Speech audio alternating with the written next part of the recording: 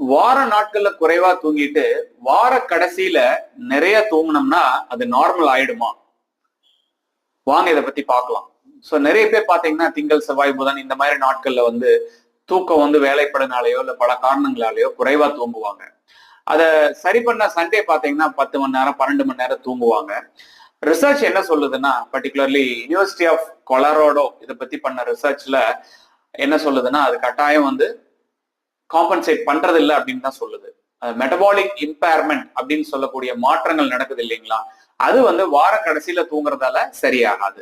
உதாரணத்துக்கு insulin resistance ஏற்படும் மாற்றங்களோ இல்ல ஒபிசிட்டி ரிஸ்கோ தொடர்ந்து அதிகமா தான் இருக்கு. ஸோ தூக்கம் டெய்லி தூங்குறது, கரெக்டா தூங்குறது மட்டும்தான் சிறந்ததா இருக்கும். மேலும் பாத்தீங்கன்னா, சப்போஸ் நாளைக்கு உங்களுக்கு ஒரு வேலை இருக்கு, நேரமே எந்திரிக்கணும்னா நீங்க அட்வான்ஸா அந்த ஸ்லீப்பை ஏலியா தூங்கி சரி பண்ணிக்கிறதா சிறந்ததா இருக்குமே தவிர, தூங்கிட்டு அடுத்து பின்னாடி சரி பண்ணிக்கலாம் அந்த டெபிசிட்னு நினைச்சோம்னா அது சரியா இருக்காது. So maintain regular sleep pattern as much as possible. இல்லைன்னா அட்வான்ஸா நீங்க ஏர்லியா தூங்கி அதை காம்பன்சேட் பண்ணுங்க. தேங்க்யூ.